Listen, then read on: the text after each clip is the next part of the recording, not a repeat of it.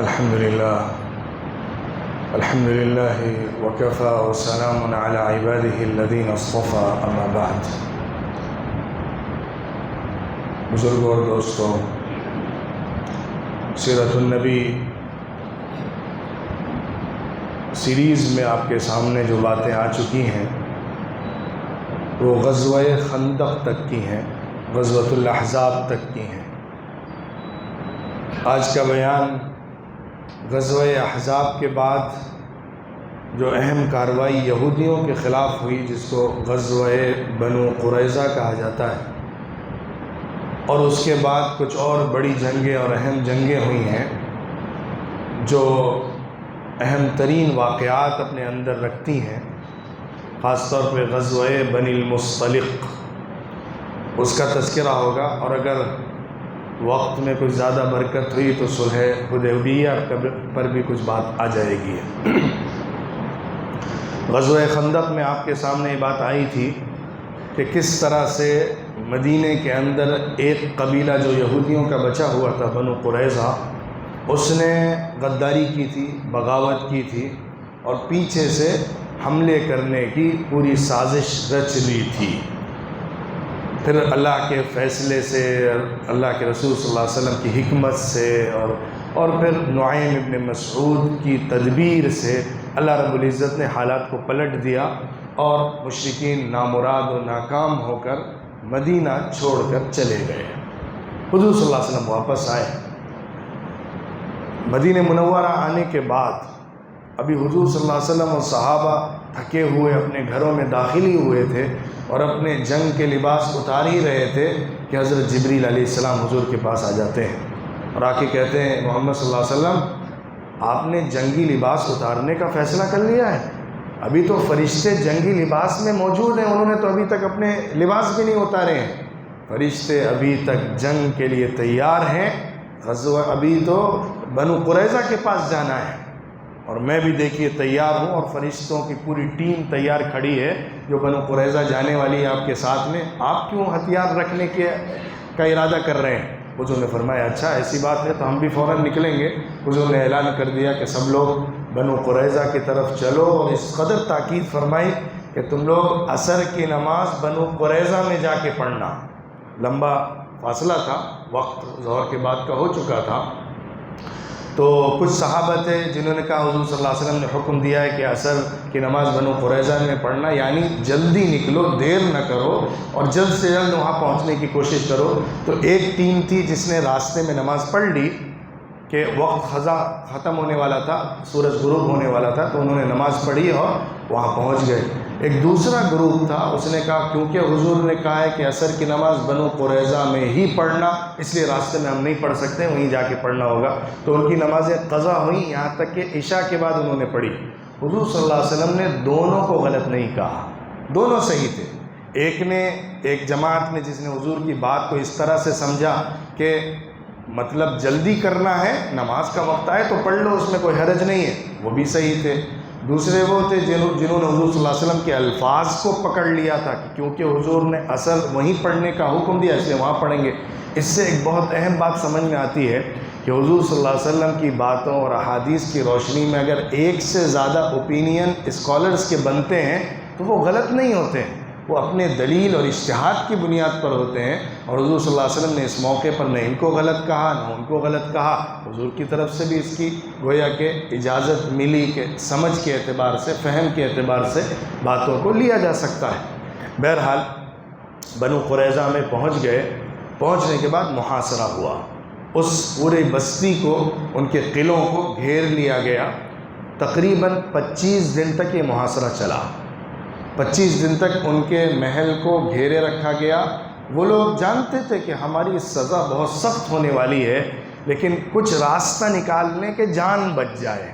تو اس کے لیے انہوں نے پہلا پرپوزل بھیجا، آپ ہماری جان بخش دیجئے، ہم مدینہ چھوڑ کے چلے جائیں گے اپنا سامان لے کر. حضور نے کہا نہیں، یہ قبول نہیں ہے، ایسی غداری کے بعد اس طرح تمہیں جانے دیا جائے تو بالکل ہی غیر مناسب بات ہوگی.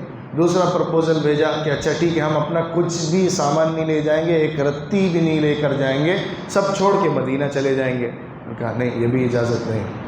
تو پھر معاملہ بڑھتا چلا گیا. انہوں نے کہا اچھا ٹھیک ہے, ہمارے ایک قریب رہے ایک آدمی ہے ابو لبابہ, آپ ان کو بھیجیے, ہم ان سے مشورہ کرنا چاہتے ہیں تاکہ ہم کیا کریں آگے, اس کے لیے ان سے مشورہ کرنا ہے. حضور نے کہا ٹھیک ہے. حضرت ابو لبابہ رضی اللہ عنہ کو بھیج دیا.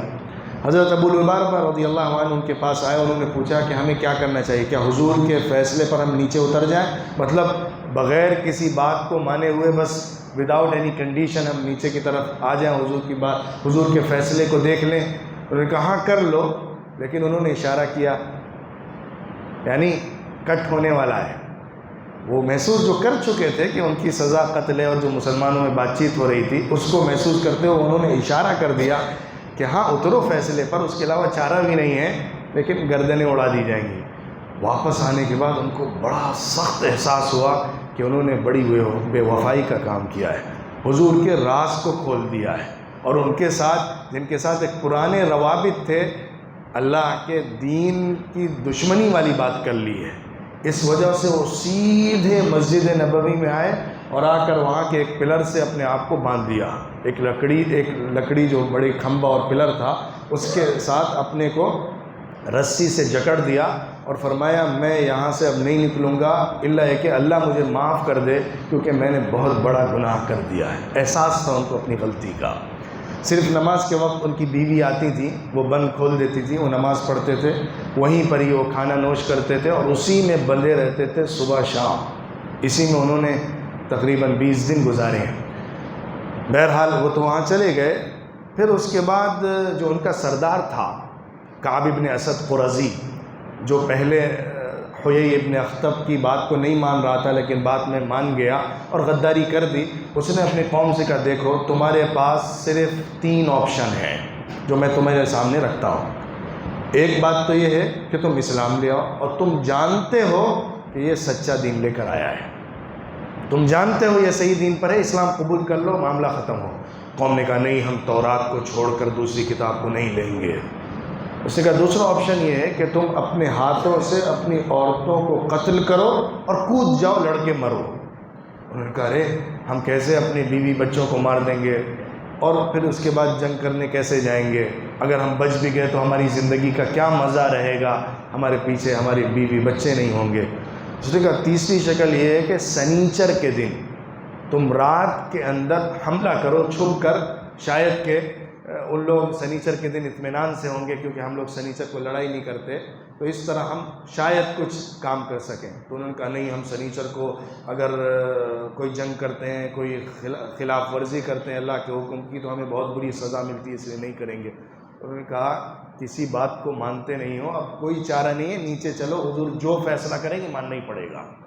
اللہ نے قرآن پاک میں ذکر کیا ہے کہ ہم نے ان لوگوں کے دلوں میں اللہ کا اور اس کے رسول کا رعب ڈال دیا تھا, اور فرشتے بھی تھے جو اپنا کام اپنے اعتبار سے کر رہے تھے.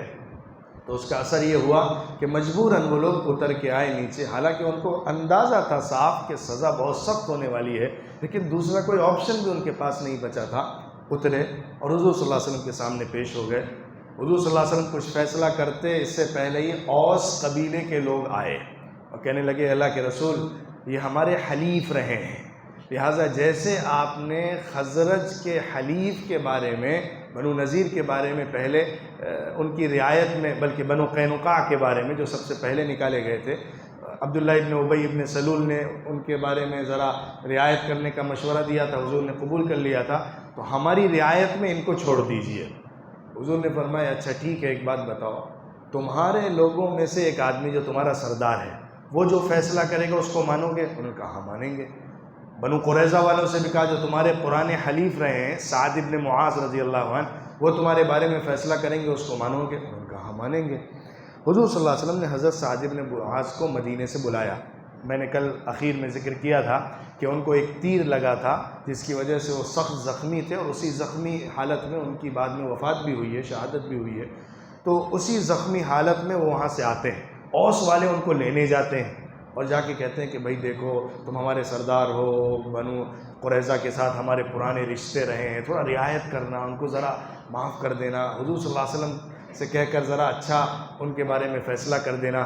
تو حضرت سعد نے ایک بڑی عظیم ایمانی بات فرمائی ان لسعد الا تأخذه فی اللہ لومۃ لائم، کہ آج سعد کو اللہ کے بارے میں فیصلہ کرنے کے لیے اللہ کے معاملے کے اندر کسی ملامت کرنے والے کی ملامت کی رعایت کر کے فیصلہ کرنا پڑے گا۔ آئے اور آ کے کہا اللہ کے رسول میرا فیصلہ ان کے بارے میں یہ ہے کہ ان میں سے جتنے مرد ہیں ان سب کو کاٹ کے مارا جائے، اور جتنی عورتیں اور بچے ہیں ان کو باندھی اور غلام بنا دیا جائے، اور جتنا مال یہاں پر موجود ہے وہ سب غنیمت کے طور پر لے لیا جائے۔ حضور نے خوشی سے فرمایا لقد حکمت بحکم اللہ، اے سعد تم نے اللہ کے حکم کا فیصلہ کیا ہے، جو اللہ کا فیصلہ تھا ان کے بارے میں وہی فیصلہ تمہارا ہے۔ یہاں پر کچھ لوگوں کو خیال ہوتا ہے ارے اتنی سخت سزا کیسے دی جا رہی ہے یہودیوں کے بارے میں، اس طرح قتل کی سزا۔ یہ وہی شخص کہہ سکتا ہے جو سرکمسٹانسز کو نہیں سمجھ رہا ہوگا۔ میں تھوڑا ایک مثال سے اس کو سمجھاؤں گا، آپ کے پوری بات سمجھ میں آ جائے گی۔ آپ یوں سمجھیے کہ ہندوستان کے اندر اگر بارڈر پہ پاکستان سے لڑائی ہو رہی ہو، پاکستان سے لڑائی کے حالات کے اندر ہی ہندوستان کے اندر کا ایک گروپ لشکر طیبہ کے ساتھ سانٹھ گانٹھ کر کے ہندوستان میں بغاوت کر دیتا ہے۔ بعد میں جنگ ختم ہونے کے بعد یہاں کی گورنمنٹ کیا کرے گی اس گروپ کے ساتھ؟ سوائے مارنے کے کوئی اور آپشن ہوگا؟ سوائے سولی پہ چڑھانے کے کوئی اور آپشن ہوگا؟ یہی سیدھی سزا ہے، غداری اور جنگ کے درمیان غداری، جبکہ باہر سے حملہ ہو رہا ہے اندر سے غداری کر دینا انتہائی سخت جرم تھا۔ اور جو منصف یہودی رائٹرز ہیں، یورپین آتھرز ہیں، انہوں نے اس بات کو لکھا ہے کہ جو فیصلہ تھا بالکل صحیح فیصلہ تھا، بلکہ دوسروں کی بات چھوڑیے، یہ فیصلہ اللہ کی قسم تورات کے مطابق تھا۔ تورات میں جو استثناء کتاب ہے، کتاب العدد ہے اور دوسری کتابیں، ان میں کئی ایسی ورسز ہیں جس میں صاف حکم دیا گیا ہے کہ جب تم کسی پر حملہ کر رہے ہو، اگر صلح وہ کرتے ہیں، صلح کی بات ہوئی ہے تو الگ بات ہے، لیکن اگر نہیں ہے تو پھر تم ان کے مردوں کو مارو، ان کی عورتوں بچوں کو غلام بناؤ اور ان کے مال کو غنیمت کے طور پر لے لو۔ یہی فیصلے اور ایسا عمل ان کی تاریخ میں بھی ہوا ہے۔ ایک بڑا رائٹر ہے RVC باڈلی، اس کی کتاب حضور صلی اللہ علیہ وسلم کی زندگی کے اوپر اس نے لکھا ہے کہ یہ جو فیصلہ تھا اس کو سمجھنے کے لیے میں اس طرح سے ذکر کرتا ہوں جیسے یونائٹڈ اسٹیٹ ہے، اتنا بڑا ملک، ایک بہت وسیع ملک، جزیرۃ العرب بھی ایک بہت بڑا ملک تھا، اور وہاں پر تقریباً 5 ملین لوگ رہتے تھے۔ اور تم جانتے ہو کہ غزوہ خندق میں صرف 3000 لوگ تھے جو لڑنے والے تھے، تو مطلب 5 ملین میں سے 3000 کی تعداد تھی جو پورے جزیرۃ العرب سے لڑ رہی تھی۔ ایسے میں اگر اس طرح کی غداری اور بغاوت کو چھوڑ دیا جاتا تو آگے جا کے وہ کہتا ہے، لکھتا ہے، اس کے بعد جزیرۃ العرب میں مسلمانوں کا نام و نشان نہیں بچتا۔ اسرائیل زی کر کے ایک شخص ہے، ویلفنسون اس کا نام عربی میں ہے، میں نے عربی میں جو ٹرانسلیشن ہے اس کا اس کو پڑھا ہے، اس کے حوالے سے میں ذکر کر رہا ہوں۔ میں نے پہلے بھی ذکر کیا ہے، اس کی کتاب یہودیوں کی تاریخ عرب کے اندر جو ہے اس کے اوپر ایک بہت اتھینٹک کتاب لکھی ہے۔ اس نے لکھا ہے کہ ایک زبردست فائدہ اس کارروائی کا جو بنو قریظہ کے خلاف ہوئی یہ ہوا کہ پورے مدینہ منورہ میں منافقوں کی جان نکل گئی۔ ان کی جتنی سازشیں تھیں، جتنی کارروائیاں تھیں، ان سب کا دم گھوٹ دیا گیا۔ آگے کسی منافق کی ہمت نہیں ہو سکتی تھی کہ وہ کھڑے ہو کے حضور صلی اللہ علیہ وسلم یا اس کے دین کے خلاف کوئی بات کر سکے۔ پہلے تک بڑی سازشیں چلی ہیں، بڑی کوشش۔ حضور صلی اللہ علیہ وسلم نے بنو قریظہ کو، بنو قینقاع کو معاف کر دیا، جرم تھا ان کو مارا جاتا، پھر بھی معاف کر دیا، وہ بھی نکل گئے۔ بنو نذیر کو معاف کیا، انہوں نے جا کے بدترین سازش کی۔ جنگ خندق انہی کی وجہ سے ہوئی ہے، جن یہودیوں کو مدینے سے نکال کے بھگایا گیا، خیبر میں جا کے بسے، انہوں نے تو پوری کیمپین کی ہے جنگ خندق کے لیے، مکے میں غطفان میں جا کر۔ وہ حضور صلی اللہ علیہ وسلم دیکھ چکے تھے، اگر ان کو چھوڑ دیا جاتا اتنی بڑی غداری کے بعد، عین جنگ میں جو کھلی غداری تھی، اس کے بعد تو پھر ظاہر ہے ساری طاقتیں مل کر مسل دیتی کہ یہاں تو کچھ ہوتا ہی نہیں ہے، سزا ہی نہیں ملتی ہے۔ بہرحال یہ کارروائی ہوئی، حضرت علی رضی اللہ عنہ بتاتے ہیں کہ چیک کیا گیا، جو بھی بالغ لڑکا تھا جس کے بال زیر ناف نکل آئے تھے اس کو پکڑ کے قتل کیا گیا، اوس کے لوگوں نے قتل کیا جو سزا میں ان کا تھا، اور اس کے علاوہ عورتوں کو پکڑا گیا، قید میں لایا گیا۔ پھر جو مال غنیمت تھا وہ سب حضور صلی اللہ علیہ وسلم نے لے لیا اور اس کو بیت المال میں جمع فرمایا۔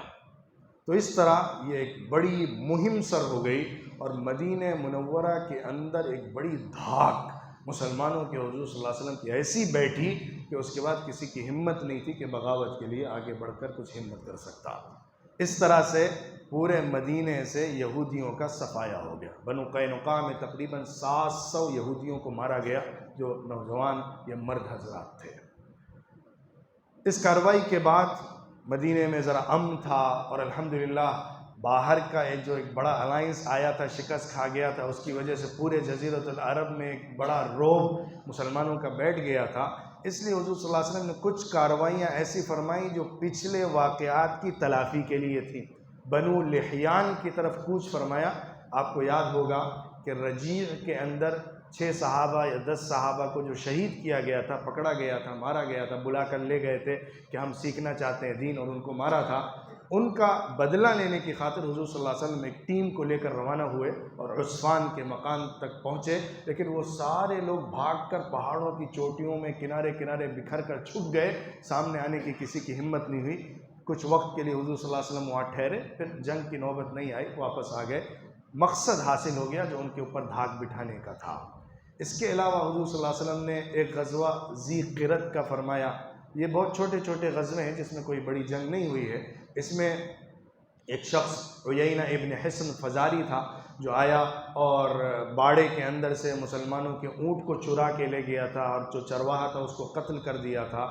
حضرت سلمہ ابن الاکوع رضی اللہ عنہ ٹہل رہے تھے، انہوں نے ان کو بھاگتے ہوئے دیکھا تو دوڑایا، اور دوڑا کے ان کا پیچھا کیا، ایسا پیچھا کیا دوڑ کر، اور وہ لوگ بھاگ رہے تھے اونٹوں کے اوپر، کہ دوڑ کر ان کو ایسے تیر مار مار کے بچھاڑا ہے کہ وہ سارے اونٹ جو لے کر گئے تھے چھوڑ چھوڑ کے بھاگے ہیں، کسی طرح اپنی جان بچا کے نکلے ہیں۔ حضرت سلمہ ابن الاکوع اس وقت مار رہے تھے تیر اور کہہ رہے تھے خذھا وانا ابن الاکوع والیوم یوم الرضع، اے لوگوں بھاگنے والوں، آج لو میرا تیر، میں اکوع کا بیٹا ہوں، آج تو دودھ پینے والوں کا دن ہے، دیکھتے ہیں کس نے ماں کا دودھ پیا ہے۔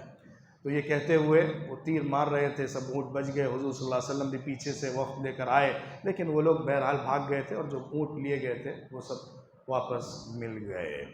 اس کے بعد ایک بڑی مہم بنو خزاعہ کے ایک قبیلے بنو مصطلق کے ساتھ ہوئی۔ حضور صلی اللہ علیہ وسلم نے صحابہ کی ایک جماعت کو لے کر کوچ کیا بنو خزاعہ کے بنو مصطلق قبیلے کی طرف، کہ وہاں جا کر ان کی طرف سے بھی کچھ کارروائیاں ایسی ہوئی تھیں جس کے نتیجے میں یہ حملہ ناگزیر تھا۔ حضور صلی اللہ علیہ وسلم وہاں پر پہنچے، وہاں پہنچنے کے بعد کچھ تیر سے مقابلے ہوئے، ان کو شکست ہوئی، وہ لوگ ہار گئے۔ بہت بڑی جنگ تو اس میں پیش نہیں آئی، بعض حضرات کہتے ہیں کہ جنگ ہوئی نہیں، بعض کہتے ہیں نہیں تیر وغیرہ سے کچھ جنگ کے واقعات اس میں پیش آئے، کچھ لوگوں کو ان میں سے قتل بھی کیا گیا جو دشمن تھے۔ بہرحال اس جگہ کو اپنی دھاک بٹھا کے فتح کر کے اور ان کی طرف سے سرنڈر ہونے کے بعد حضور صلی اللہ علیہ وسلم واپس آ رہے تھے۔ واپسی میں ایک واقعہ پیش آیا جو تاریخ کا ایک اہم واقعہ کا سبب بن گیا۔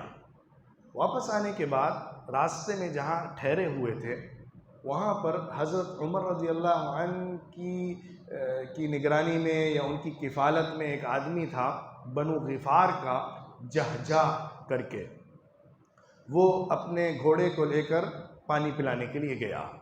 دوسری طرف قبیلہ خزرج، انصار کے صحابہ میں سے ایک شخص ابن خزرج ہیں، عوف ابن خزرج، ان کا حلیف تھا یا ان کے ساتھ کا تھا، اس کا نام سنان تھا، جوہنی، قبیلہ جوہینہ کا تھا۔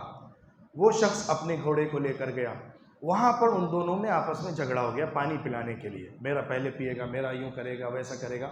تو ان دونوں نے نعرے لگائے۔ جو حضرت عمر کا حلیف تھا اس نے نعرہ لگایا یا للمہاجرین، اے مہاجروں آؤ۔ جو یہ انصاریوں کا حلیف تھا جوہینہ کا، اس نے کہا یا للانصار، اے انصار آؤ۔ یہ جو جاہلیت کے نعرے پہلے لگتے تھے گھوڑوں کے پانی پلانے، اونٹ کے آگے پیچھے بڑھنے پر جنگیں ہوتی تھی، وہی رگ کبھی کبھی پھڑکتی تھی، اس طرح کا نعرہ لگا۔ تو عبداللہ ابن ابی ابن سلول جو ساتھ میں تھا اس جنگ میں، وہ ایک دم غصے میں بھڑک گیا. اچھا، ہمارے قبیلے کے ایک حلیف کے لیے اس طرح کی باتیں کی جائیں گی؟ ہم لوگوں نے، اس نے بہت غلط سلط جملے بولے، ایسی باتیں بولی کہ تم کتے کو موٹا کرو تمہیں کو کاٹتا ہے. حضور صلی اللہ علیہ وسلم کی طرف اشارے کر کر کے گالی دے رہا تھا، بلکہ یوں کہہ رہا تھا مدینے جانے کے بعد دیکھ لینا جو عزت والا ہے وہ ذلیل کو نکال کے باہر کر دے گا. اور اپنے لوگوں سے کہہ رہا تھا اگر تم لوگ اس کا ساتھ چھوڑ دو تو اپنے در بدر بھٹکتا رہے گا، تم لوگوں نے اس کو پال کے ایسا کیا ہے. نعوذ باللہ، ایسی باتیں حضور صلی اللہ علیہ وسلم کے بارے میں کرتا رہا. ایک لڑکا تھا زید ابن ارقم، اس نے یہ باتیں سنی، حضور صلی اللہ علیہ وسلم کو آ کے بتا دی. حضور کو پتہ چل گئی کہ اس طرح کی باتیں وہ کر رہا ہے. اب دونوں طرف کے لوگ جمع ہونے لگے تھے، غصہ بڑھنے لگا تھا، حمیت اور عصبیت آنے لگی تھی کہ ایسا ہو رہا ہے ویسا ہو رہا ہے. دونوں طرف کے لوگوں میں غصہ بڑھ رہا تھا. حضور صلی اللہ علیہ وسلم نے موقع کی نزاکت کو محسوس کیا اور فرمایا کہ ابھی فوراً یہاں سے کوچ کرو، فوراً یہاں سے نکل پڑو. وہ دن کا وقت تھا جب کہ آرام کے لیے ٹھہرے تھے، اسی وقت یہ واقعہ ہو گیا. عین دوپہر کے وقت میں حضور صلی اللہ علیہ وسلم نے کہا چلو. اس وقت لوگ عام طور پہ وہاں سے عام طور پہ قافلے سفر نہیں کرتے، ٹھہرنے اور آرام کرنے کے لیے کسی مقام پر رکتے ہیں. لیکن حضور صلی اللہ علیہ وسلم نے حالات کی نزاکت کو، کہیں فتنہ بڑا نہ ہو جائے، آپس میں لڑائی نہ پیدا ہو جائے اور جنگ تک کی نوبت نہ آ جائے آپس میں، موقع کی حساسیت کو دیکھتے ہوئے یہ فیصلہ فرمایا کہ سب روانہ ہو جائے. اسی موقع پر حضرت عائشہ صدیقہ رضی اللہ عنہا اپنی ضرورت پورا کرنے کے لیے، استنجا وغیرہ کے لیے دور گئی ہوتی ہیں. وہ استنجا کر کے واپس آ گئی ہوتی ہیں، لوگ سمجھتے ہیں واپس آ گئی ہیں، لیکن ان کا ایک ہار گر گیا ہوتا ہے وہاں پر جہاں پہ قضاء حاجت کے لیے گئی ہوتی ہیں. اس کو تلاش کرنے کے لیے دوبارہ چلی جاتی ہیں.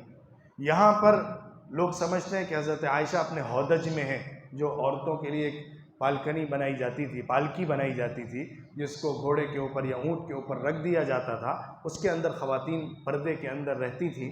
تو لوگ جو اٹھانے والے تھے انہوں نے اس کو اٹھایا اور رکھ دیا. حضرت عائشہ بہت دبلی پتلی تھی، ان کو لگا کہ شاید اندر بیٹھی ہوئی کچھ سامان رکھا ہوگا، ان کو محسوس ہوا کہ شاید وہ اندر موجود ہے اور اٹھا کے رکھ دیا. کیونکہ اچانک ایمرجنسی حضور صلی اللہ علیہ وسلم نے موو کرنے کا حکم دیا تھا، تو سب لوگ وہاں سے نکل پڑے. حضرت عائشہ صدیقہ اپنے ہار کو تلاش کرتی رہی، وہ ہار مل گیا. جب واپس آئیں تو دیکھا یہاں تو کچھ ہے ہی نہیں، سب لوگ روانہ ہو چکے ہیں. وہ حیران اس وقت کیسے نکل گئے. تو جہاں پہ ان کی جگہ تھی وہیں آ کر وہ بیٹھ گئیں، پورا اپنے کو چادر سے لپیٹ لیا اور وہیں پر سو گئیں. حضور صلی اللہ علیہ وسلم اس قافلے کو لے کر تیزی سے نکل پڑے تھے. پورا دن چلتے رہے، پوری رات چلتے رہے، کہیں ٹھہرنے نہیں دیا. جب بالکل تھک کر نڈھال ہو گئے لوگ، تب کہیں جا کے قیام کیا کہ بس جاتے ہی سو جائیں، کوئی اور فکر ہی نہ ہو، نہ مشورہ ہو، نہ بات چیت ہو، نہ پرانی باتوں کو یاد کیا جائے. حضور صلی اللہ علیہ وسلم کی حکمت عملی تھی کہ تیزی سے لوگوں کو لے کر نکل گئے تھے. ادھر پیچھے سے حضرت صفوان ابن المعطل سلمی ثم الذکوانی رضی اللہ عنہ آئے. جیسا کہ معمول تھا وہ کسی ضرورت سے پیچھے رہ گئے تھے، یا جیسا کہ لشکر میں پیچھے ایک آدمی کو رکھا جاتا ہے جو کچھ سامان وغیرہ چھٹ گیا ہو تو پیچھے پیچھے اس کو اٹھاتے ہوئے لایا کرے. تو حضرت صفوان ابن المعطل جب اس مقام پر پہنچے جہاں حضرت عائشہ تھیں، تو وہ حضرت عائشہ کو پہچانتے تھے. پردے کے حکم کے نازل ہونے سے پہلے حضرت عائشہ کو انہوں نے دیکھا ہوا تھا، وہ فوراً پہچان گئے اور دیکھتے ہی وہ چونک کر پریشان ہو کر کہنے لگے انا للہ و انا الیہ راجعون. حضرت عائشہ ان کی اس آواز سے جاگ گئیں اور فوراً اپنے چہرے پر اپنا دوپٹہ اور پردہ ڈال لیا اور اپنے کو کور کر لیا. حضرت عائشہ صدیقہ رضی اللہ عنہ بیان کرتی ہیں میں نے ایک جملہ بھی ان سے نہیں کہا. صفوان ابن المعطل نے انا للہ پڑھنے کے علاوہ ایک بات مجھ سے نہیں کی، صرف اپنا اونٹ میرے آگے کر دیا، میں اس پر سوار ہوا، انہوں نے نکیل پکڑی اور مجھے لے کر روانہ ہو گئے. ایک بات نہیں ہوئی ہمارے درمیان، کیوں ہوا، کیا بات، کچھ بھی نہیں، بس خاموشی سے میں اس پر سوار ہو گئی. وہ سمجھ گئے کہ یہ پیچھے چھوٹ گئی ہیں اور ان کو لے کر واپس آئے. معمول کی بات تھی، اگر کوئی پیچھے چھوٹ گیا ہے، کوئی واقعہ ہو گیا تو لوگ آ جایا کرتے تھے اس طرح. لیکن مدینے میں کیونکہ عبداللہ ابن ابی ابن سلول کو بڑی چوٹ پہنچی تھی اس جنگ میں، اس کو ذلیل کیا گیا تھا. اور اس کے علاوہ ایک اور بات بھی ہوئی تھی کہ حضرت عمر رضی اللہ عنہ نے تو کہا تھا اللہ کے رسول عبداللہ ابن ابی ابن سلول کو قتل کرنے کا حکم دیجیے، جا کے اس کو ماریں گے. حضرت اسید ابن حضیر رضی اللہ عنہ نے آ کے کہا تھا اللہ کے رسول آپ اس کے بارے میں کوئی فیصلہ نہ کریے، کیونکہ وہ شخص کا عذر ہے. کیا وہ سردار بننے والا تھا، تاج تیار ہو گیا تھا، آپ تشریف لے آئے تو اس کا تاج چھن گیا ہے، اس لیے وہ قابو میں نہیں ہے، وہ اس طرح کی باتیں کرتا ہے۔ حضور نے فرمایا نہیں، میں قتل نہیں کروں گا، کیونکہ لوگ یہ کہیں گے کہ محمد اپنے صحابہ کو مارتے ہیں، جو ان کے ساتھ رہنے والے ہیں ان کو قتل کرتے ہیں، یہ چرچا اور پروپیگنڈا پورے جزیرۃ العرب میں ہوگا۔ بہرحال آنے کے درمیان جب واپس آ رہے تھے تو عبداللہ ابن ابی ابن سلول کا بیٹا تھا، اس کا نام بھی عبداللہ تھا، وہ سچا مسلمان تھا۔ وہ حضور کے پاس آیا اور کہنے لگا اللہ کے رسول، اگر آپ نے فیصلہ کیا اس کو مارنے کا تو مجھے حکم دیجئے گا، میں اپنے باپ کو اپنے ہاتھ سے ماروں گا، کیونکہ اگر آپ کسی اور سے کہیں گے میں باپ کا بہت وفادار اور بہت محبت کرنے والا ہوں، کوئی اور مارے گا تو شاید میری عصبیت گوارا نہ کر سکے کہ میرے باپ کا قاتل میرے سامنے، میں اس کو مار دوں گا، اس لیے آپ مجھے کہیے گا، میں ہی ماروں گا۔ بعض روایات میں ملتا ہے کہ مدینہ منورہ میں انٹر ہونے کے بعد ہی عبداللہ ابن ابی ابن سلول کا بیٹا عبداللہ دروازے پر کھڑا ہو گیا اور اپنے باپ کو روک دیا اندر آنے سے، اور کہا جب تک عزت والا ذلت والے کو اجازت نہیں دے گا اندر آنے کی تو اندر نہیں آ سکتا، کیونکہ اس نے حضور صلی اللہ علیہ وسلم کے بارے میں کہا تھا نا کہ وہ ذلت والے ہیں، میں عزت والا ہوں، مدینے جا کے ان کو نکال دوں گا۔ اس کا بیٹا خود اس کے سامنے کھڑا تھا اور کہہ رہا تھا عزت والے حضور ہیں، اگر وہ تجھے ذلیل کو اجازت دیں گے اندر آنے کی تو آ سکتا ہے۔ حضور نے اجازت دی اور بہرحال وہ اندر آ گیا۔ تو وہ موقع کی تلاش میں تھا، غصے میں تھا، بہت سخت ناراض تھا، اس سے یہ موقع ہاتھ آ گیا۔ جیسے حضرت صفوان بن المعطل مدینے حضرت عائشہ کو لے کر پہنچے، حضرت عائشہ گھر چلی گئیں اور لوگ اپنے معمول میں لگ گئے، کسی کو کوئی فکر بھی نہیں ہوئی، نہ کوئی مسئلہ ہوا، لوگ سمجھ گئے کہ حضرت عائشہ پیچھے چھوٹ گئی تھی، اچانک نکل گئے تھے، اس لیے جو ہے وہ ان کے ساتھ میں آ گئی ہیں۔ لیکن یہ جو خبیث یہودیوں کا ایجنٹ اور منافقوں کا سردار تھا عبداللہ ابن ابی ابن سلول، اس نے اس موقع کو استعمال کر کے زبردست پروپیگنڈا، جھوٹی خبر مدینے میں پھیلانا شروع کی۔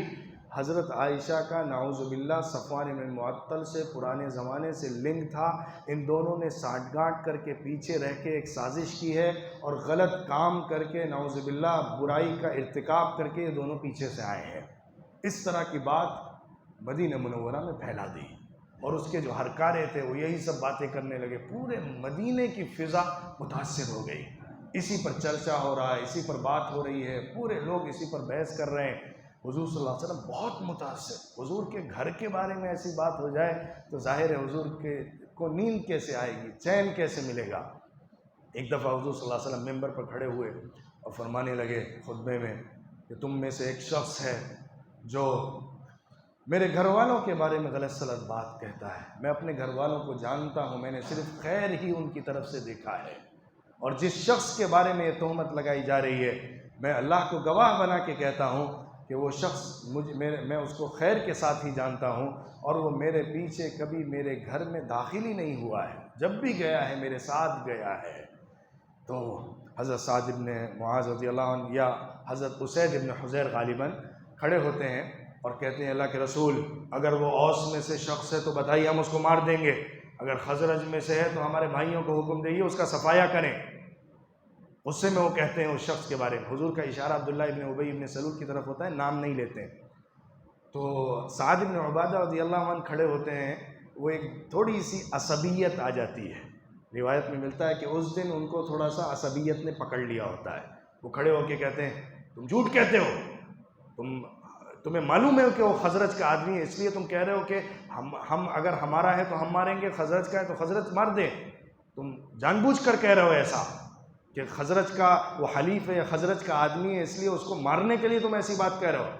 اس طرح کی بات ہوتی ہے۔ ادھر سے دوسرے حضرت سعد کے چچا کھڑے ہو جاتے ہیں یا چچا زاد بھائی کھڑے ہوتے ہیں، وہ کہتے ہیں تو منافق ہو گیا ہے، منافقوں کی طرف سے دفاع کرتا ہے۔ اسی بات میں تو میں ہونے لگتی ہے، آپس میں ایک دوسرے کے ساتھ بات بڑھنے لگتی ہے۔ حضور فوراً ہی ڈسمس کر دیتے ہیں اس گیدرنگ کو، ان کو روانہ کر کے واپس آ جاتے ہیں۔ حضرت عائشہ صدیقہ رضی اللہ عنہ بخار میں مبتلا ہوتی ہیں، سخت بیماری میں، جاڑے میں اور تکلیف میں ہوتی ہیں۔ وہ کہتی ہیں کہ اس دوران جو میرے بیماری کا پیریڈ تھا، میں نے حضور صلی اللہ علیہ وسلم کا رخ ذرا روٹھا روٹھا دیکھا حضور صلی اللہ علیہ وسلم آتے ہیں، بس پوچھتے ہیں کیسی ہو، میں کہتی ہوں ٹھیک ہے، حضور منہ دوسری طرف پھیر کے چلے جاتے ہیں، اس سے زیادہ نہ بات کرتے ہیں نہ حال چال پوچھتے ہیں، کیونکہ حضور جس طرح محبت کرتے تھے حضرت عائشہ سے، اور حضرت عائشہ جس لاڈ میں تھی، وہ جانتی تھی کہ حضور کا رخ کیسا ہے، تو بہرحال انہوں نے اس کو اگنور کیا، سوچا شاید جنگ میں جو واقعات ہوئے یا آگے کی مہمات ہیں اس کی فکر میں ایسا ہو رہا ہوگا، اس لیے اس کو لائٹ لے کر انہوں نے نظر انداز کر دیا۔ ایک دن وہ مصطح کے ساتھ استنجا اور قضاء حاجت کے لیے بستی سے باہر نکل کر جا رہی ہوتی ہیں۔ مصطح راستے میں کہیں ٹکرا کر گر جاتی ہیں، تو گرنے کے بعد وہ کہتی ہیں میرے بیٹے مصطح کا ستیہ ناس ہو۔ وہ کہتی ہیں ارے آپ اپنے بیٹے کو ایسے بد دعا کیوں دے رہی ہیں، وہ تو بدری صحابی ہیں، بدر میں شریک ہوئے ہیں۔ وہ کہتی ہیں ارے تمہیں معلوم نہیں ہے وہ کیا بات کر رہا ہے، کیا بات ہوئی؟ انہوں نے بتایا تمہارے اوپر ایسا الزام لگا ہے اور میرا بیٹا بھی اس طرح کا الزام لگانے والوں میں ہو گیا ہے۔ یعنی اس پروپیگنڈے سے متاثر ہو کر سچے مسلمانوں میں سے 3 لوگ تھے جو حضور حضرت عائشہ پر تہمت لگانے کا جرم کر بیٹھے تھے۔ ان میں ایک حضرت مصطح تھے اور دوسرے حضرت حسان ابن ثابت تھے اور تیسری حضرت حمنہ بنت جحش جو حضور صلی اللہ علیہ وسلم کی بیوی زینب بنت جحش کی بہن تھی، یعنی حضور کی سالی تھی۔ تو حضرت عائشہ کہتی ہیں کہ حمنہ کے بارے میں تو میں نے سوچا کہ وہ تو میری سوکن کی بہن ہے، تو اس سوکنی کی وجہ سے اس کے اندر ذرا سی اس طرح کی بات پیدا ہو گئی ہو، کیونکہ میری سوکن جو زینب ہے وہ تو بہت نیک خاتون ہے، بہرحال سوکنی کے باوجود وہ اس طرح کی ہمت نہیں کر سکی کہ یہ کرتی، تو اس کی بہن نے اس کی وجہ سے ایسا کر لیا ہوگا۔ لیکن مصطح نے کیوں کیا، اس کا کیا تھا؟ تو یہ خبر ان پر اتنی سخت گزری کہ کہتی ہیں میں صحیح سے قضاء حاجت بھی نہیں کر سکی، بھاگی بھاگی گھر آئی اور حضور صلی اللہ علیہ وسلم جیسے ہی تشریف لائے میں نے کہا میں اپنے گھر والوں کے پاس جانا چاہتی ہوں۔ حضور نے کہا تمہیں اختیار ہے، ٹھیک ہے۔ وہ اپنے گھر والوں کے پاس آتی ہیں، حضرت ابوبکر صدیق رضی اللہ عنہ، ان کی والدہ رومان ان کے ساتھ کہتی ہیں کہ کیا بات ہو رہی ہے، لوگ کیسی باتیں کر رہے ہیں، آپ کچھ بتاتے نہیں ہیں، آپ نے کچھ ذکر نہیں کیا میرے سامنے، کیا چرچا ہو رہا ہے یہاں پہ؟ ان نے کہا دیکھو بیٹی، جب کوئی خوبصورت لڑکی ہوتی ہے، اس کا شوہر اس سے بہت محبت کرتا ہے اور اس کی کئی سوکنیں ہوتی ہیں، تو پھر اس طرح کی باتیں ہو جایا کرتی ہیں۔ وہ خاص طور پہ حضرت حمنہ کے حوالے سے اس طرح کی بات کر رہی ہوتی ہیں اور وہ کہتی ہیں آپ لوگ جواب کیوں نہیں دیتے، آپ لوگ جا کے بتائیے نا۔ کہتے ہیں ہم کیا بولیں، کیسے سمجھائیں لوگوں کو، کیا کہیں گے جا کے، ایسا ماحول بن گیا ہے، ایسی باتیں لوگ کر رہے ہیں تو کچھ کہنا مشکل ہے۔ اسی درمیان حضور صلی اللہ علیہ وسلم تشریف لاتے ہیں، حضرت ابوبکر صدیق رضی اللہ عنہ کے گھر میں حضرت عائشہ بھی ہوتی ہیں۔ حضور صلی اللہ علیہ وسلم آ کے حضرت عائشہ کہتی ہیں میرے اوپر ایسا غم کا پہاڑ ٹوٹا تھا کہ رات بھر نیند کی ایک اونگ نہ آئی اور پوری رات آنسو کی لڑی تھی کہ تھمنے کا نام نہیں لیتی تھی۔ ایسا الزام میرے کردار کے اوپر لگا تھا کہ برداشت سے بات، ایسا لگتا تھا کہ کلیجہ پھٹ جائے گا، برداشت نہیں کر پا رہی تھی۔ صبح میں حضور صلی اللہ علیہ وسلم تشریف لائے اور آ کے کہنے لگے اے عائشہ، اگر تم سے کوئی غلطی ہو گئی ہے توبہ کر لو، اللہ معاف کر دیتا ہے۔ حضرت عائشہ کہنے لگی اب تک تو میں بہت رو رہی تھی لیکن اب میرے آنسو رک گئے کہ حضور میرے بارے میں اس طرح کی بات، یعنی حضور کو بھی ذرا سا تھوڑی خلیش ہے کیا حضور بھی میرے بارے میں ذرا سا اس طرح سوچ سکتے ہیں؟ خاموش ہو کر بغیر کچھ جواب دیے خاموش ہو کر آ کے بیٹھی۔ پہلے میں نے اپنے والد سے کہا آپ جواب دیجیے حضور کو، تو وہ خاموش تھے، بہت سہمے ہوئے، گھبرائے ہوئے تھے، میں کیا بولوں۔ اپنی ماں سے کہتی ہیں آپ جواب دیجئے، تو وہ بھی خاموش رہتی ہے، کیا جواب دوں، اس طرح کی بات ہوتی ہے۔ بعض روایات میں ملتا ہے جو سیرت ابن ہشام کی کہ اسی موقع پر حضور صلی اللہ علیہ وسلم یہ سب بات کر چکے ہوتے ہیں، اچانک وحی آنے کی کیفیت حضور پر طاری ہوتی ہے۔ گھر والے حضور کے سامنے تکیہ رکھ دیتے ہیں، چادر ڈال دیتے ہیں اور حضور پر ایک غنودگی کی کیفیت جو وحی کے نازل ہونے کے وقت ہوتی تھی وہ ہوتی ہے۔ پھر تھوڑی دیر کے بعد کہتے ہیں حضرت عائشہ کہتی ہیں میرے اماں ابا کا تو رنگ فق ہو گیا تھا کہ اب پتہ نہیں کیا وحی اترنے والی ہے، حضور کیا بتا دیں گے، کوئی بات ہوئی ہے تو کیا بچے گا ہمارے گھر میں۔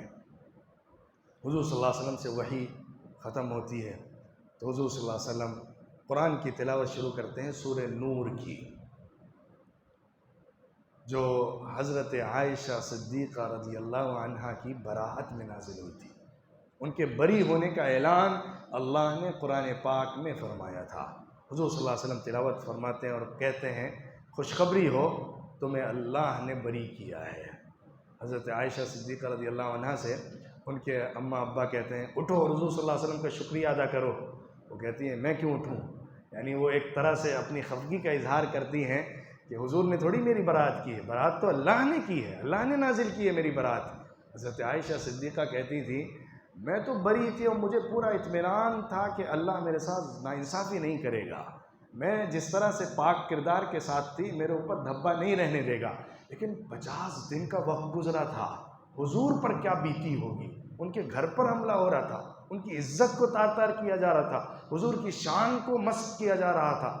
دوسری طرف حضرت عائشہ کو جب سے معلوم ہوا تو ان پر تو گویا کہ پہاڑ ٹوٹ کے گر گئے تھے۔ حضرت عائشہ کہتی ہیں مجھے یقین تھا کہ اللہ ضرور حضور کو خبر دے گا اور میری برات ہو جائے گی، لیکن مجھے اس کا ذرا بھی اندازہ نہیں تھا کہ اللہ قرآن میں میری برات کی ایسی آیتیں نازل کر دے گا جس کو قیامت تک پڑھا جائے گا۔ یہ حضرت عائشہ صدیقہ کی عظمت اور ان کے بلند ترین مقام کی نشانی ہے کہ اللہ نے ان کی برات کو اشیور کر دیا ہے، یقینی بنا دیا ہے۔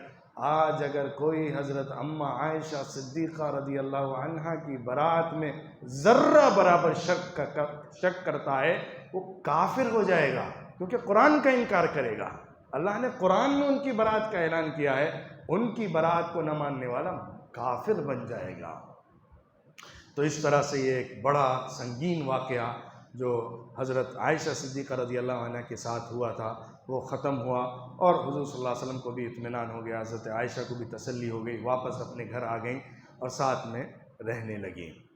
اس واقعے کے بعد جو کہ سن 5 ہجری کا ہی ہے، سن 5 ہجری میں حضور صلی اللہ علیہ وسلم نے جنگ کی تھی، شوال کے مہینے میں خندق کی، پھر واپس آتے ہی فوراً واقعہ پیش آیا تھا غزوہ بنی قریظہ کا، پھر ذی القعدہ کے اندر یہ واقعہ پیش آیا، ذی القعدہ کے اندر غزوہ بنو قریظہ ہوئی تھی، پھر چھٹا سال ہجری کا جو چھٹا سال تھا اس میں بنو لحیان اور ذی قرد کے ساتھ ساتھ یہ واقعہ پیش آیا تھا جو کہ غزوہ بنی مصطلق کا ہے، یہ سن 6 ہجری کا ہے۔ پھر سن 6 ہجری میں ہی حضور صلی اللہ علیہ وسلم کو ایک خواب دکھایا گیا جس میں انہوں نے دیکھا کہ وہ احرام پہن کے عمرہ کر رہے ہیں، ان کے ساتھ صحابہ ہیں۔ حضور صلی اللہ علیہ وسلم نے خبر دی تو سب صحابہ کو یقین ہو گیا، کیونکہ نبی کا خواب تو سچا ہوتا ہے کہ اب ہم لوگ عمرہ کرنے جانے والے ہیں۔ ظاہر ہے جو مہاجر صحابہ تھے، جو مکے کے رہنے والے تھے، ان کے دل میں مکہ اور کعبہ بسا ہوا تھا، کعبے کو دیکھے بغیر ان کو چین نہیں ملتا تھا۔ اب ایک آس اٹھی تھی، ایک امید جاگی تھی کہ شاید ہم کو کعبے میں جانا نصیب ہوگا اور اس کا طواف کرنے کا موقع مل جائے گا۔ حضور صلی اللہ علیہ وسلم نے بھی ارادہ فرما لیا تھا۔ ذی القعدہ کے مہینے میں حضور صلی اللہ علیہ وسلم نے صحابہ کو لے کر احرام پہن کے قربانی کے جانوروں کو ساتھ لے کر سفر کیا۔ حضور کا ارادہ صرف عمرہ کرنے کا تھا، نہ جنگ کا ارادہ تھا، نہ کوئی اور مقصد تھا۔ صحابہ ساتھ میں تھے، احرام پہنے ہوئے تھے، اپنے ساتھ اسلحہ بھی لے کر نہیں گئے تھے سوائے اس اسلحے کے جو ہر عرب کا آدمی اپنے ساتھ رکھتا ہے، ایک تلوار میان کے اندر، وہ ساتھ میں لے کر جا رہے تھے۔ ادھر سے مکے والوں کو خبر ہو گئی تو انہوں نے کہا دیکھو اگر محمد صلی اللہ علیہ وسلم آ رہے ہیں، اگر حملے کے لیے آ رہے ہیں تب تو جنگ کو لڑنی ہے، منع کرنا ہے ان کو، اگر نہیں بھی آ رہے ہیں تب بھی روکنا ہے، آنے نہیں دینا ہے۔ حضرت خالد بن الولید کو 200 لوگوں کے ساتھ بھیجتے ہیں، تقریباً مقام ذی طویٰ کے پاس وہ پہنچ جاتے ہیں۔ حضور صلی اللہ علیہ وسلم کا قافلہ حدیبیہ پانی کے کنویں کے پاس پہنچ جاتا ہے۔ وہاں پر پہنچنے کے بعد حضور صلی اللہ علیہ وسلم کی اونٹنی جو قصوہ ہوتی ہے وہ بیٹھ جاتی ہے۔ حضور صلی اللہ علیہ وسلم سے صحابہ کہتے ہیں کہ شاید تھک گئی ہے اس لیے بیٹھ گئی ہے، اس کو اٹھا کے چلائیں۔ حضور نے فرمایا نہیں، ایسا نہیں ہے، یہ اونٹنی تھکتی نہیں ہے اور یہ اونٹنی ایسے ہی خود سے نہیں بیٹھی ہے، بلکہ اس کو اس نے روکا ہے جس نے ہاتھی والوں کو روکا تھا۔ یعنی اللہ کا شاید یہ فیصلہ ہے کہ دوبارہ سے مکے میں جنگ نہ ہو، جیسے ہاتھی والوں کو روک دیا تھا، آج روک دیا گیا ہے کہ جنگ کی نوبت نہ آئے۔ وہیں پر حضور صلی اللہ علیہ وسلم نے قیام کر لیا۔ اب ڈائیلاگ شروع ہونی تھی۔ حضور صلی اللہ علیہ وسلم نے ایک شخص کو مکہ مکرمہ بھیجا، پہلے کسی اور کو بھیجا یا نہیں بھیجا، بہرحال حضرت عثمان ابن عفان رضی اللہ عنہ کو بھیجنے کا ارادہ کیا۔ پہلے حضور صلی اللہ علیہ وسلم نے حضرت عمر سے کہا کہ تم جاؤ۔ حضرت عمر نے کہا اللہ کے رسول میرا جانا ابھی مناسب نہیں ہے، کیونکہ وہاں پہ میرے خاندان کا بھی کوئی نہیں بچا ہے، بنو عدی کا کوئی بھی نہیں ہے، اور میری دشمنی تو وہ سب جانتے ہیں، اس لیے مجھے دیکھتے ہی مجھے ضرور ستائیں گے یا مارنے کی کوشش کریں گے، آپ عثمان کو بھیجیے۔ حضرت عثمان بنو امیہ خاندان کے ہیں، اور وہ خاندان کی بڑی تعداد اب تک مسلمان نہیں ہوئی تھی. حضرت عثمان ہی تھے جو سب سے پہلے مسلمان ہونے والے تھے، ورنہ بنو امیہ تو بنو ہاشم کا جاہلی دور سے دشمن رہا ہے، بعد میں بھی وہ اثر ان کا باقی رہا تھا. تو وہاں پر حضور صلی اللہ علیہ وسلم نے حضرت عثمان کو بہرحال منتخب کر کے بھیج دیا. حضرت عثمان رضی اللہ عنہ مکے پہنچے، ان سے جا کے بتایا، اپنے سارے لوگوں کو جمع کیا کہ دیکھو میں تمہیں یقین دلاتا ہوں محمد صلی اللہ علیہ وسلم جنگ کرنے نہیں آئے، ہم لوگ صرف عمرہ کرنے کے لیے آئے ہیں، اجازت دو آ کے عمرہ کریں گے، خاموشی سے واپس چلے جائیں گے، کچھ بھی نہیں کرنا ہے. انہوں نے کہا نہیں ایسا تو نہیں ہو سکتا. انہوں نے حضرت عثمان کو پکڑ کے وہیں بٹھا لیا. یہاں خبر یہ پہنچ گئی کہ انہوں نے حضرت عثمان کو شہید کر دیا ہے. حضور صلی اللہ علیہ وسلم کو یہ خبر پہنچی تو بہت سخت ناگوار گزری. حضور نے صحابہ سے کہا چلو بیعت کریں گے. ایک پیڑ کے پاس حضور صلی اللہ علیہ وسلم نے سب صحابہ کو، جو 1400 کی تعداد میں تھے، حدیبیہ میں آنے والے صحابہ کی تعداد 1400 ہے، حضور صلی اللہ علیہ وسلم نے سب کو جمع کیا اور بیعت کی. بیعت کس بات پر تھی کہ ہم آخری دم تک لڑیں گے، پیچھے نہیں ہٹیں گے، یا بیعت تھی کہ ہم مر جائیں گے لیکن پیچھے نہیں جائیں گے. حضور صلی اللہ علیہ وسلم نے اپنا ہاتھ رکھا اور صحابہ اپنا ہاتھ دے رہے تھے، کوئی چادر یا کسی چیز کو کسی طرح پکڑ کے، بیعت لی جا رہی تھی. حضور صلی اللہ علیہ وسلم نے اپنا دوسرا ہاتھ رکھا اور فرمایا یہ عثمان کی طرف سے ہاتھ ہے، یہ عثمان کی طرف سے ہاتھ ہے جو میں دے رہا ہوں، ہم پیچھے نہیں ہٹیں گے، آخری دم تک لڑیں گے. پھر بعد میں خبر آ گئی کہ عثمان زندہ ہیں، ان کو شہید نہیں کیا گیا ہے. حضرت عثمان رضی اللہ عنہ واپس آ گئے. اب یہاں پر ڈائلاگ شروع ہوئی. مکے کی طرف سے ایک ٹیم آتی ہے، ایک جماعت آتی ہے کچھ لوگوں کے ساتھ میں. بدیل ابن ورقہ خزاعی یہ سب سے پہلے آتے ہیں ان کی طرف سے ڈائلاگ کرنے کے لیے. حضور صلی اللہ علیہ وسلم کے پاس آتے ہیں، دیکھتے ہیں کیا معاملہ ہے، کیوں آئے ہیں. حضور فرماتے ہیں صاحب کہ ہم صرف عمرہ کرنے آئے ہیں، اس کے علاوہ ہمارا کوئی مقصد نہیں ہے، ہم کچھ جنگ نہیں کریں گے. ان کو سمجھا دیتے ہیں، وہ سمجھ جاتے ہیں، واپس آ کے بتاتے ہیں کہ بھئی دیکھو وہ لوگ صرف عمرہ کرنے کی نیت سے آئے، احرام پہنے ہوئے ہیں، جانور ساتھ میں ہیں، کوئی جنگ کا اسلحہ بھی نہیں ہے. لیکن وہ لوگ کہتے ہیں نہیں ہمیں خطرہ ہے، کہیں پیچھے کچھ انہوں نے اپنا لشکر چھپایا ہوا ہوگا، یا کہیں گاڑ کے وہ اپنے اسلحے آئے ہوں گے، بعد میں حملہ کریں گے، اس لیے نہیں ایسا نہیں مانتے ہم. انہوں نے دوسرے آدمی کو بھیجا، مکرز ابن حفص، ان کو بھیجا. یہ آدمی آیا، حضور نے ان کو دیکھا اور کہا یہ بھی عذر کرے گا. ان کا نام سنتا ہی وہ جیسے ہی آئے، بات چیت کی، حضور نے ان سے بھی وہی بات کہی، وہ بھی واپس چلے گئے. ان کی بات کو بھی نہیں مانا مکے والوں نے. تیسرا شخص بھیجا گیا مکے کی طرف سے، عروہ ابن مسعود ثقفی. یہ شخص آیا، آ کے بات چیت کی، کیوں آئے ہو.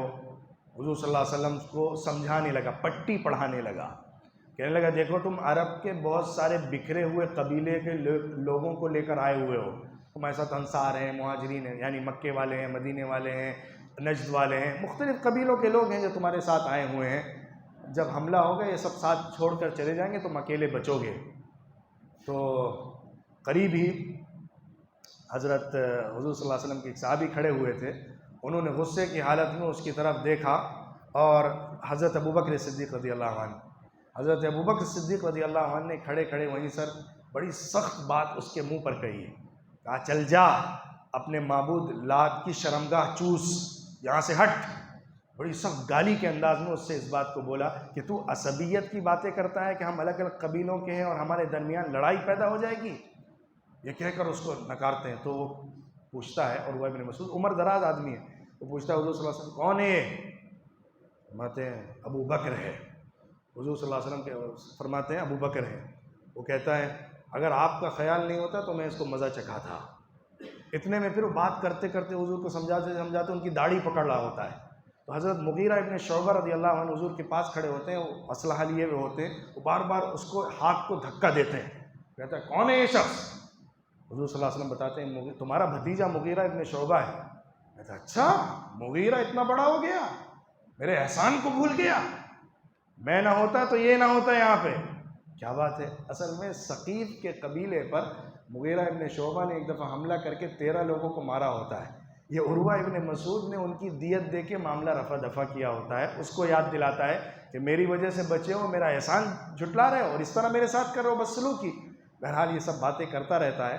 وہ سمجھ جاتا ہے کہ ماننے والے نہیں ہیں اور معلوم کر لیتا ہے کہ حضور صلی اللہ علیہ وسلم صرف عمرے کے لیے آئے ہیں. واپس آتا ہے.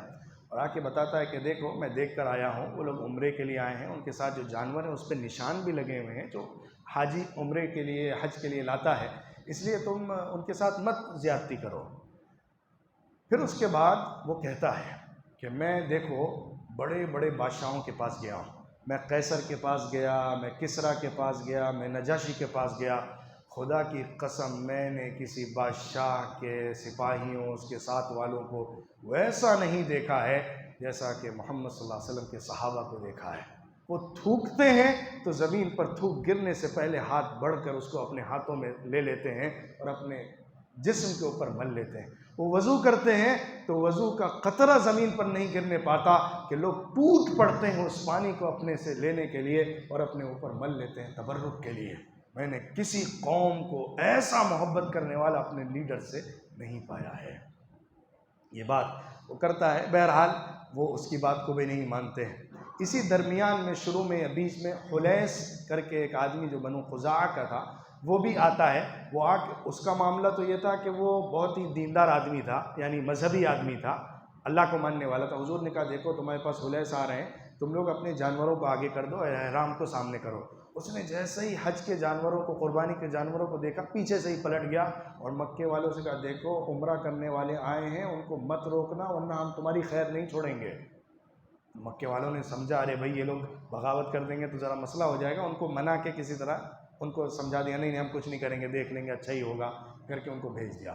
آخر میں سہیل ابن عمرو آتا ہے جو عبد شمس خاندان کا ہے۔ حضور صلی اللہ علیہ وسلم جیسے ہی دیکھتے کون آ رہا ہے، معلوم ہوا سہیل آ رہا ہے، حضور نے فرمایا اب معاملہ حل ہو جائے گا، وہ اب صلح کے لیے آ رہا ہے۔ سہیل ابن عمرو آتا ہے اور کہتا ہے آ کے کہ دیکھیے جو باتیں ہوئیں سو ہوئیں، اب ہم لوگ صلح کرتے ہیں۔ ہم دیکھیے اس سال تو آپ کو عمرہ کرنے کی اجازت نہیں دیں گے، کیونکہ وہ سمجھتے تھے کہ مکے والوں کی ناک کٹ جائے گی، اور اگر اس سال حضور صلی اللہ علیہ وسلم آ گئے تو پچھلے ہی سال خندق میں وہ سب ہار کر واپس آئے ہیں، اس سال حضور مکے میں داخل ہو گئے تو چرچا یہ ہو جائے گی کہ مکہ فتح ہو گیا، اب تو مکے والے کسی لائق نہیں بچے، اس لیے ہم کچھ صلح کریں گے، اس کی کچھ آرٹیکلز ہوں گے، کچھ شرطیں ہوں گی، کچھ کنڈیشنز ہوں گی، اس کو فالو کر کے ہم چلیں گے۔ صلح حضور صلی اللہ علیہ وسلم نے اس وقت کہا تھا کہ آج اگر مکے والے مجھ سے کوئی بھی ایسی چیز مانیں گے جو صلہ رحمی کی ہوگی میں پیچھے نہیں ہٹوں گا۔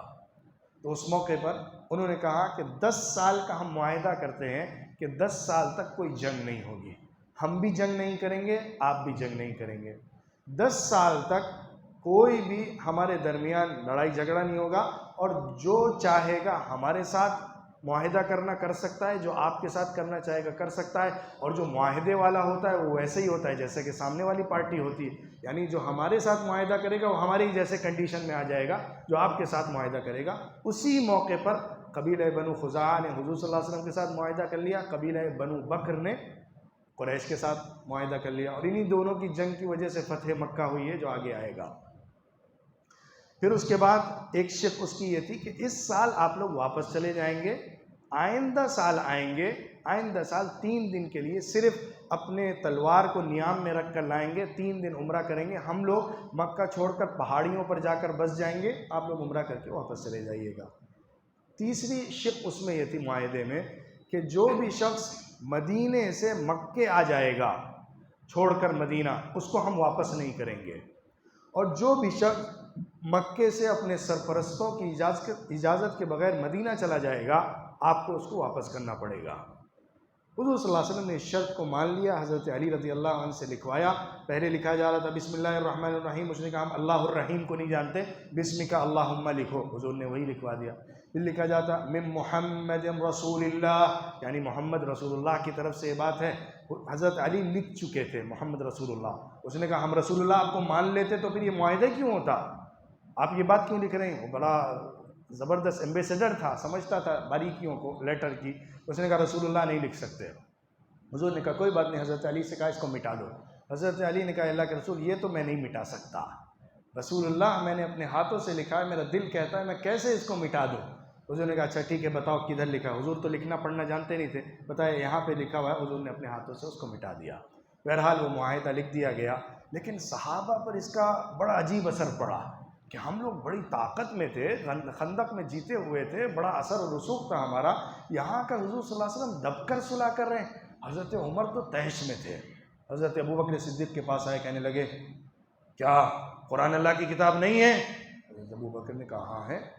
یہ محمد اللہ کے رسول نہیں ہے؟ کہا ہاں ہے۔ کیا ہم لوگ حضور کے ساتھ دین کی قربانی دینے والے صحابہ نہیں ہیں؟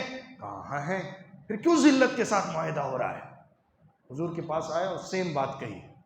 حضور صلی اللہ علیہ وسلم نے فرمایا اے عمر تم معاملے کو نہیں سمجھ رہے ہو، یہ جھک کر صلح نہیں ہے، یہ تو فتح ہے، یہ تو فتح ہے۔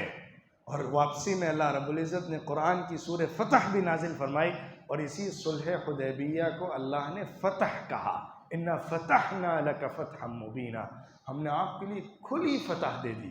صرف ایک شق ایسی تھی جس سے لگتا تھا کہ مسلمان دب گئے، ورنہ ظاہر ہے ہمیں آزادی 10 سال تک جنگ نہیں ہوگی، دونوں کے لیے اچھا ہے۔ جو ہمارے ساتھ الائنس کرے گا ہمارا ہو جائے گا، جو تمہارے ساتھ کرے گا تمہارا ہو جائے گا، اچھا ہے۔ ہاں مکے سے کوئی آئے گا بغیر اجازت کے تو ہمیں واپس کرنا پڑے گا، مدینے سے کوئی آ جائے گا تو واپس نہیں کرنا پڑے گا۔ یہ شق ایسی لگ رہی تھی جو دب کے تھی، حالانکہ اگر آپ غور کریں گے تو یہ بھی کوئی غلط نہیں ہے، کیونکہ مکے میں آلریڈی جو مسلمان دبے ہوئے موجود تھے وہ تو تھے ہی، تھوڑا اور وقت وہ جھیلتے مشکل کو۔ ادھر پیچھے مدینے سے جو شخص مکہ جاتا چھوڑ کر مدینہ، وہ مرتد ہو کے ہی تو جاتا، کون مدینہ چھوڑ کے اسلام کے ساتھ مکے میں جا کے بسے گا؟ اس کا صاف مطلب تھا کہ کوئی اس میں کوئی غلطی کی بات نہیں ہے۔ اسی درمیان معاہدہ لکھا جا رہا تھا، سہیل ابن عمرو کا بیٹا ابو جندل آتا ہے اپنی بیڑیوں میں اچکتا ہوا، تو سہیل دیکھتا ہے کہ میرا بیٹا آ رہا ہے، وہ مسلمان ہو گیا ہوتا ہے، اس کے منہ پر ایک تھپڑ مارتا ہے اور کہتا ہے اللہ کے رسول یہ پہلا مسئلہ ہے جو ہمارے معاہدے سے تعلق رکھتا ہے، اس کو واپس کریے، ساتھ نہیں لے جا سکتے کیونکہ ہمارا معاہدہ ہو رہا ہے۔ حضور نے کہا ٹھیک ہے، حضرت ابو جندل کو سمجھایا کہ بھائی واپس چلے جاؤ، تھوڑا صبر کرو، اللہ تمہارے لیے راستہ پیدا کرے گا۔ اور پھر یہ جو ایک شق تھی کمزوری میں بظاہر صلح کرنے کی، اس کا بھی حل نکل آیا تھا بعد میں، اس کی بھی تھوڑی تفصیل ابو بصیر کر کے ایک شخص نکل کے آیا تھا، مدینے آیا، مکے والے پیچھے آئے اس کو پکڑنے کے لیے، حضور صلی اللہ علیہ وسلم نے کہا جاؤ، لیکن جیسے اس نے دیکھا کہ حضور دینے والے، چپ کے بھاگا اور ایک کنارے ایک علاقے میں جا کے بس گیا۔ پھر پورے مکے کے جو دبے ہوئے مسلمان تھے وہ سب اس کے ساتھ آ کر ملنے لگے، اور راستے میں وہ مکے والوں کا سفر کا راستہ تھا شام جانے کے لیے، لہٰذا جب بھی قافلہ گزرتا لوٹ کر پیٹ کر مار کر وہ سب چھین لیتے تھے۔ تو انہوں نے خود ہی درخواست کی مدینے میں کہ اللہ کے رسول جن لوگوں کو بھگا کے وہاں چھوڑا گیا ہے آپ ان کو مدینے آنے دئیے، کم سے کم راستہ چھوڑ کے وہ مدینے میں رہیں۔ تو اس طرح وہ معاملہ بھی ختم ہو گیا۔ حضور صلی اللہ علیہ وسلم نے معاہدہ ہونے کے بعد جانور کو قربان کیا، اپنے بال کاٹے۔ پہلے حضور صلی اللہ علیہ وسلم نے صحابہ کو حکم دیا چلو قربانی کر لو، ہمارا عمرہ یہیں پر ہو گیا، اگلے سال ہوگا۔ صحابہ تیار ہی نہیں تھے، ان کے دل ہی نہیں مان رہے تھے کہ کس طرح ہم قربانی کرتے، وہ پورا دل لے کر آئے تھے کہ کعبے کو دیکھنا ہے، اب برداشت ہی نہیں ہو رہا تھا۔ بہرحال حضور صلی اللہ علیہ وسلم غم کی حالت میں گھر میں آئے، حضرت ام سلمہ نے کہا اللہ کے رسول آپ ایک کام کریے، آپ جا کے جانور کو خود ذبح کریے، اپنے بال منڈوائیے، لوگ خود ہی سے کرنے لگیں گے۔ چنانچہ حضور صلی اللہ علیہ وسلم نے ایسے ہی کیا، سارے صحابہ نے پھر آگے بڑھ کر جانور کو قربان کیا اور بال کاٹ لیے اور واپس مدینے آ گئے، پھر اگلے سال آ کر عمرہ کیا گیا۔ اس طرح یہ صلح حدیبیہ جو بہت اہم ٹریٹی تھی، بہت اہم معاہدہ تھا، صلح تھی، جس کے بہت بڑے نتائج نکلے ہیں۔ انشاءاللہ اگلی قسط میں ہم ان نتائج پر بات کریں گے جو صلح حدیبیہ کے نتیجے میں سامنے آئے ہیں، بعد میں آئے ہیں۔ اور صلح حدیبیہ اس طرح سے سن 6 ہجری میں ذی القعدہ کے مہینے میں واقع ہوئی تھی، ختم ہوئی، اور بڑی کامیاب صلح حضور صلی اللہ علیہ وسلم نے فرمائی، مدینے واپس تشریف لے آئے۔ وآخر دعوانا ان الحمد للہ رب العالمین۔